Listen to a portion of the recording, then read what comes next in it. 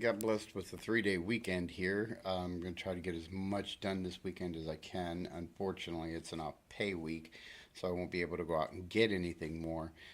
But that's okay. I certainly have enough to keep me busy.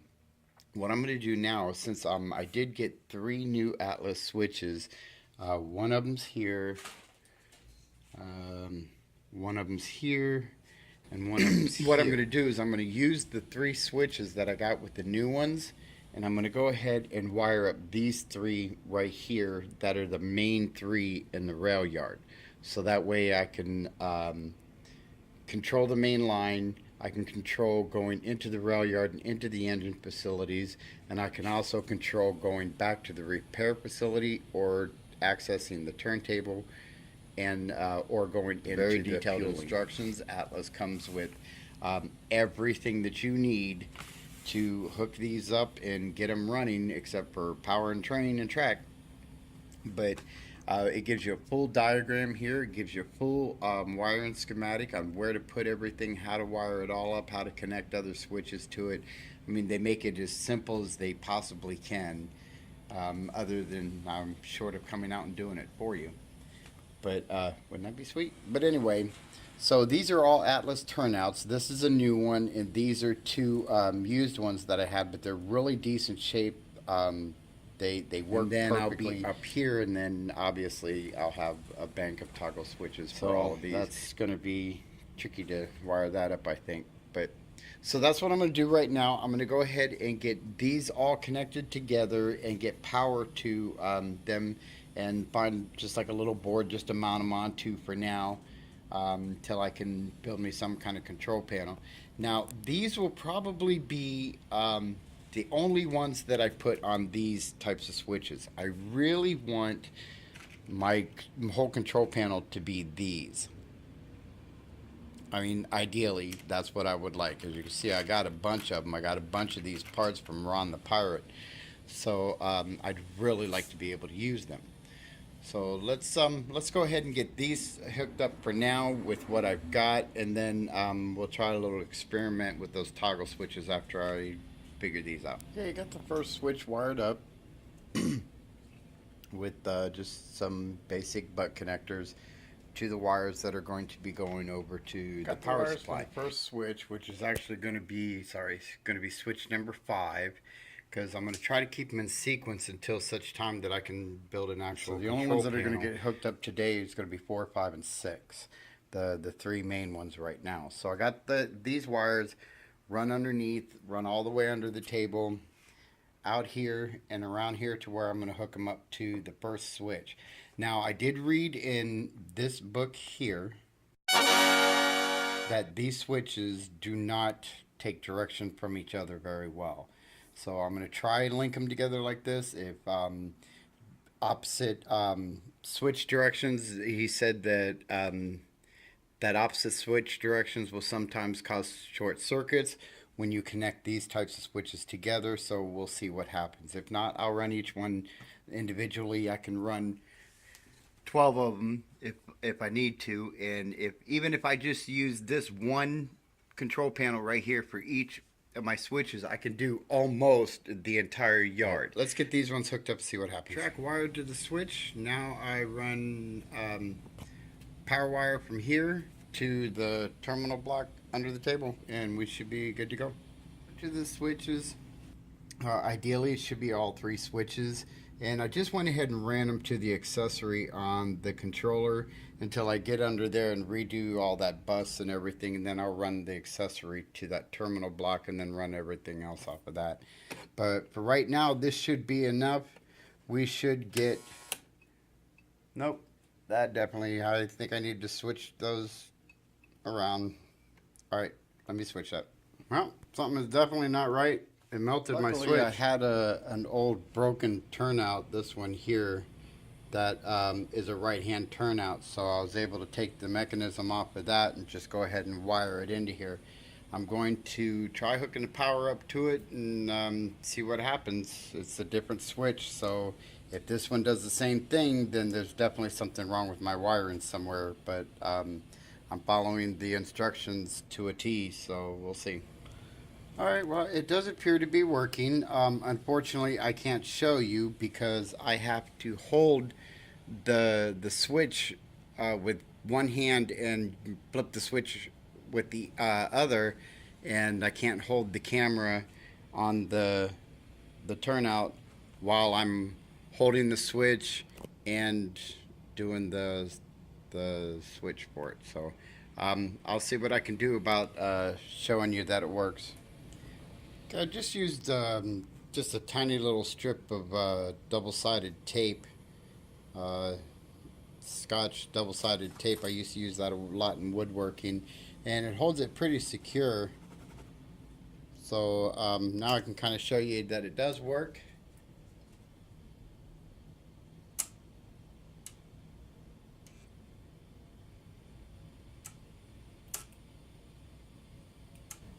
Turnout number 5 has power. Now let's test it with a locomotive. Okay, turnout number 5 test.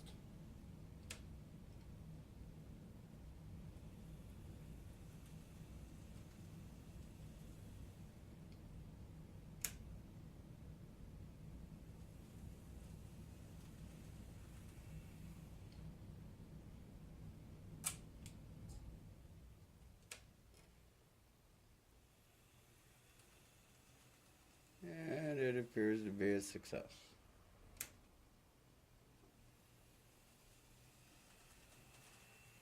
Okay, first turnout into the rail yard, which is actually turnout number 5, has power. So I replaced the mechanism and we're good to go.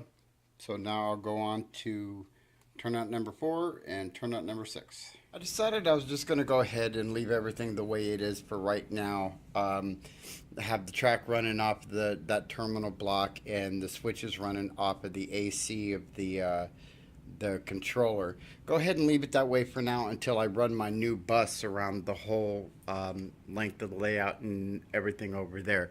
Once I get the new bus run, then I can go ahead and switch everything over and have these running off of that main terminal block. Or I may just buy another terminal block by the time that time comes, who knows. But anyway, got all 3 turnouts wired up. Got power going to the accessory on the controller. So by all rights, all 3 turnouts, number 4, number 5, and number 6, should all be powered and ready to go. So let's see if they are. I believe I am in business. Let's go number 4.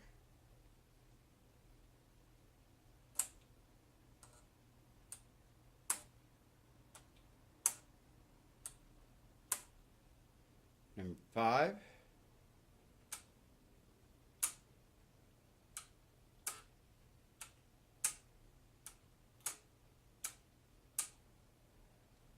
And number 6.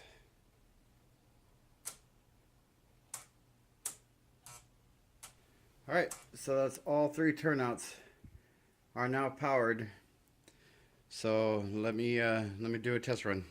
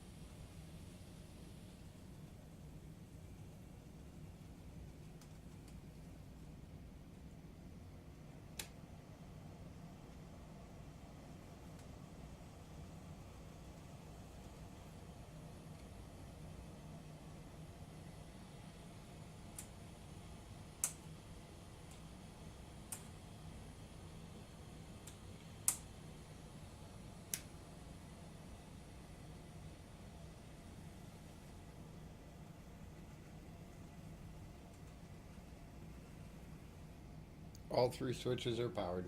Now those 3 turnouts are powered up. It's time to start bringing this over into up to the ladder. Okay, power's all the way up to here, and now let's get a turnout in there and see what we got in our ladder.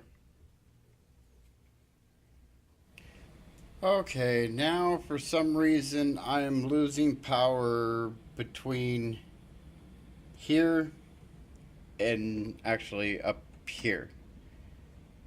So the train, the locomotive comes along, comes right in here, and now just it dies right here. Coming off of this turnout, it just dies. And then you give it a little push along, and then once you clear this turnout, it picks up again, then it comes over here, and then it hits right here, so I have to trim that down. So I'm still, for some reason, unable to get into my storage yard. These two locomotives are going to be my switchers for now until I can get some other smaller switchers, and this has got needs something to do until I get Serenity built again anyhow. So they were going to be working my yard, one for repeato couplers, one for knuckle couplers, and they were just going to switch around the cars and put cars on the build tracks for my two road locomotives to come along and pick them up and take them wherever they're going. However, those are both knuckles. But now, all of a sudden, I went along, soldered all the way up to here, and now I have no power once I come off of this turnout. I'm really thinking that this turnout is probably no good. It seems like every one of the used turnouts that I'm encountering, I'm having problems with. So I'm thinking I might just replace all the turnouts, and that's going to get a little pricey. But it looks like that's what I'm going to have to do because I'm just not getting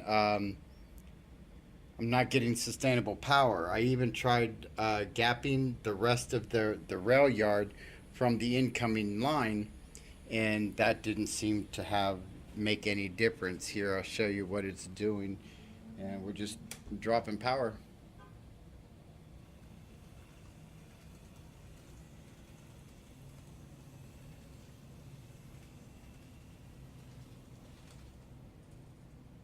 Right there, it just loses power right there. But now if I come over here and kind of mess with the track a little bit, it goes. So I'm wondering if the track just needs to be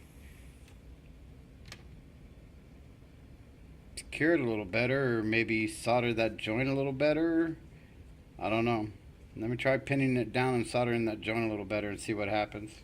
Okay, I think this is going to take me a little longer than I expected to do it because every single one of these old used turnouts, I'm having a lot of problems with them. I'm just not getting power to conduct through them properly. I'm just not getting them to trains are derailing, or locomotives are derailing on them. Well, especially these ones. This one. And where to go? This one. This is a Bachmann. This is a Kato, but this is a really old Kato. But I don't think it's a whole lot of pickups on the wheels. And I know this one isn't because it's a Bachmann. So when they hit a turnout that doesn't have any power, they're just dead in the water. Now this one, this Kato, and this Kato, they definitely do a lot better. But they have a lot more wheel pickups on them. So I think what I'm going to have to do is just replace all of these used turnouts. All of them. Just keep new ones. And of course that needs to get secured down a little better. But I got power on my main line all the way around the loop down there, all the way up through here, and all the way to the end. But it's even going through this turnout, which is an older one. But certain turnouts, it just hits certain turnouts and it just loses power. It just dies. And then when I come out into here, now I'm not getting much power through here unless I push down right here, and then it comes through, but not very fast, and it won't go into here. When it backs onto this turnout, it just dies right here, backing onto this turnout. So it doesn't even get to this new one yet. So And I even tried putting an insulated joiner on it, thinking that this was maybe taking too much load from this, and it didn't seem to make any difference. So I'm just going to go ahead and put that back to regular, and because at least some of my bumpers were lighting when I didn't put that insulated rail joiner in there. So I'll just take that out and put a regular rail joiner back in it. But I think what I'm going to have to do is start replacing, because this one was working. I had power all the way up to here and was running back and forth here, and then all of a sudden when I put this turnout in here, it just started losing power. So I'm going to go ahead and replace this turnout. It'll have to wait till payday, and then see what happens from there. And I think I can go ahead and start soldering my main line. I'm not going to solder this turnout until I find out if I'm going to replace it or not. And then once I get up here, then I can go ahead and replace this turnout and start on my first industry. Eventually. Apparently it is the locomotive, because my Kato SD40 goes all the way up to where I have to notch it out there. It hits there, it'll stop there. So, but it goes all the way up there, and it comes all the way back through these two turnouts and all the way back here into the build track. And some of my bumpers are lighting up, but this locomotive, my GP40, my Milwaukee Road GP40, it'll come up here. It's kind of choppy, kind of bogs down a little bit, comes in here really slow, and it goes to about here, and then it won't go any further than that. Here, I'll show you the difference between the two. It's really funny because I believe they're both the same manufacturer, but one is considerably older. Okay, here, I'll show you what the GP40 does.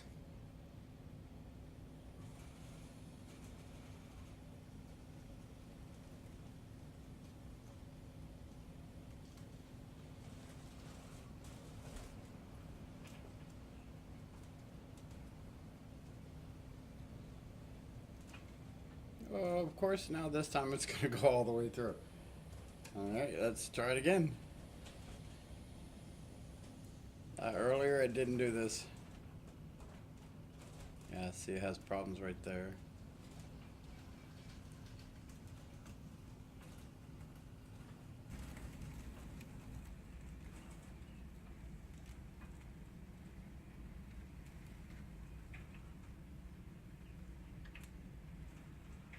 See, now this is what it was doing earlier.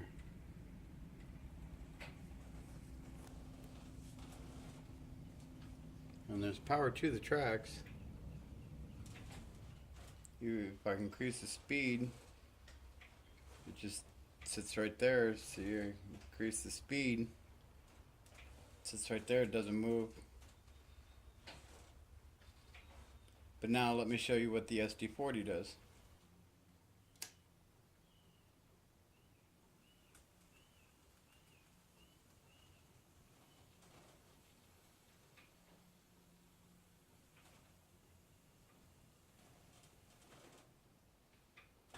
Much smoother, much easier,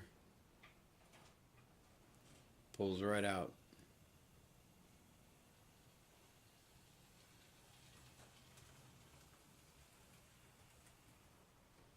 So I really think it's the locomotive. I think that older GP40 just either needs service. I mean, now according to Spook Show, legend has it that this is one of the best pulling locomotives Kato ever built, but I'm certainly not seeing it, but who knows.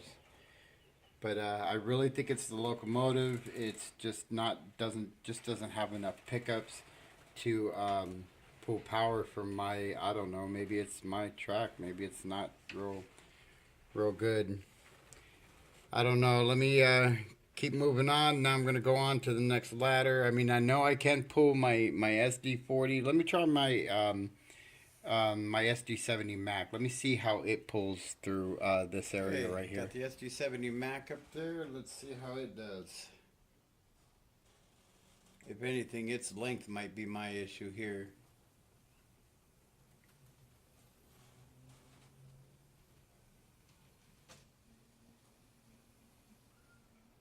Let's see what happened there. There's definitely something right here that's causing the truck to tilt slightly. Not sure what it is. It could be a little lump right there maybe. I'll try filing that down and see if maybe that helps. Doesn't seem to be that should be the issue though. But definitely does appear to be something causing the truck to tilt slightly. But second run through, it made it through just fine. So I'll just check that out and see what that's all about. If it continues to be a persistent issue, then I'll do something about it. The only problem is the only two locomotives that really do well through here. Of course, I haven't tried the Bachmann yet, but is my Conrail SD70 and my Union Pacific SD40. But those are not going to be my switcher locomotives. Obviously, those are road locomotives. These are going to be my switcher locomotives until I can get more like that DD51, that Japanese one there, until I can get more like that. I got parking there for 3 switchers. So let me try the Bachmann and see what it does. See if it does any better than the Kato, which I would be very surprised, but it is newer, so we'll see. Okay, now we're going to try the extremely noisy Bachmann GP40. And I really don't think it's going to do any better than the Kato GP38-2 did.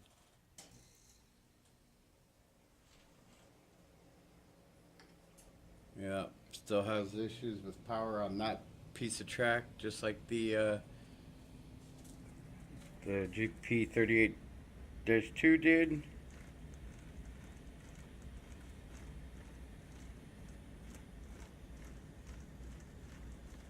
Yeah, it's clearly the locomotives. They just don't pick up enough.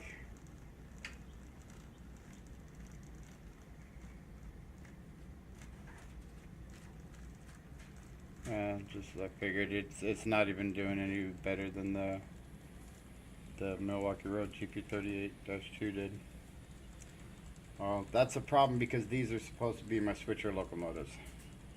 Okay, got my Milwaukee Road GP38-2. I got it going all the way into the build track. So it's a knuckle coupler locomotive anyhow, and my supply cars are all knuckle couplers. So this is the one I'm going to use for now to pull my excuse me, my supply chain. But this should be good enough for now, as long as this has enough power to pull this out of the build track.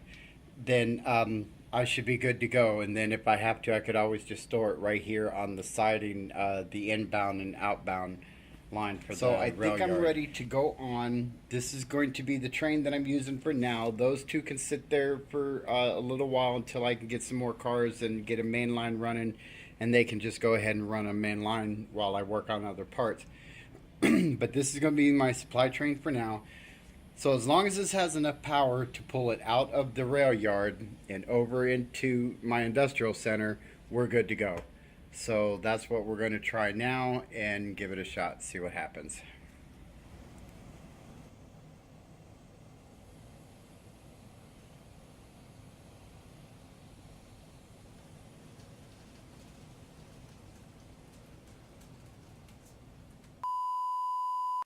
We interrupt this program to bring you a special bulletin. Betzville Railroad hasn't had another derailment. Our eye in the sky has caught these images just moments ago of a train on its outbound track. We take you now to a crew on the ground. Yes, thank you, Mike. This is Michael reporting for Betzville News. Yes, it has had another derailment. The cause of the derailment is unknown. Okay, one of the wheels on one of the trucks of this car was slightly out of its socket. So that could have created the problem. It's back in and the car is definitely rolling much smoother now. So let's take 2.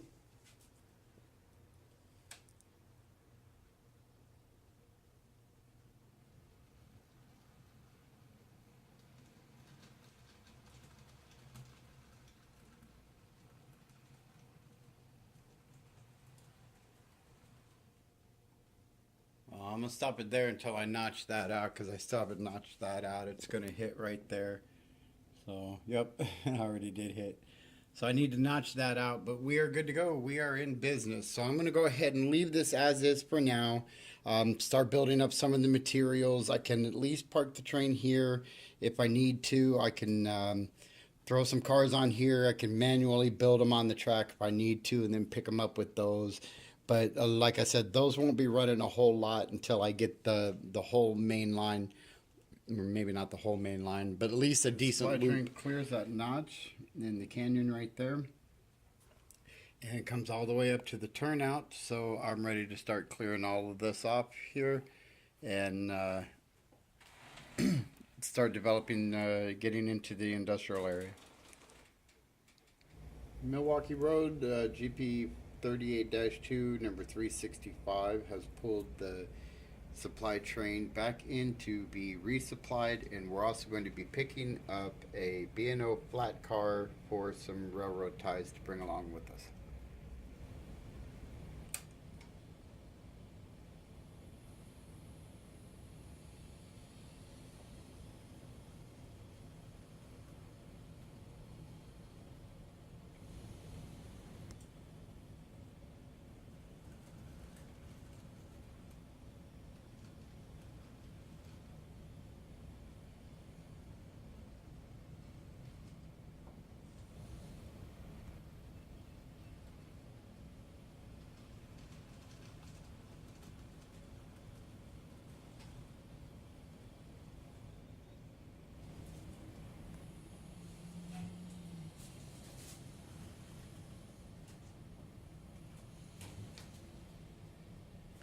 Now we load up the flat car and we'll be good to go. Fully loaded and ready to go. The new layout's first official train.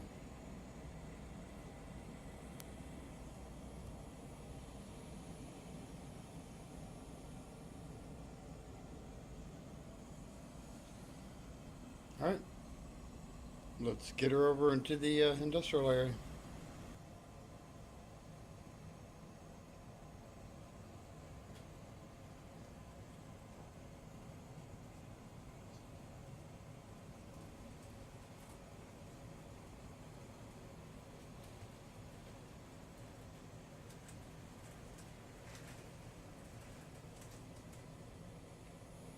Supplies have been delivered to the industrial area.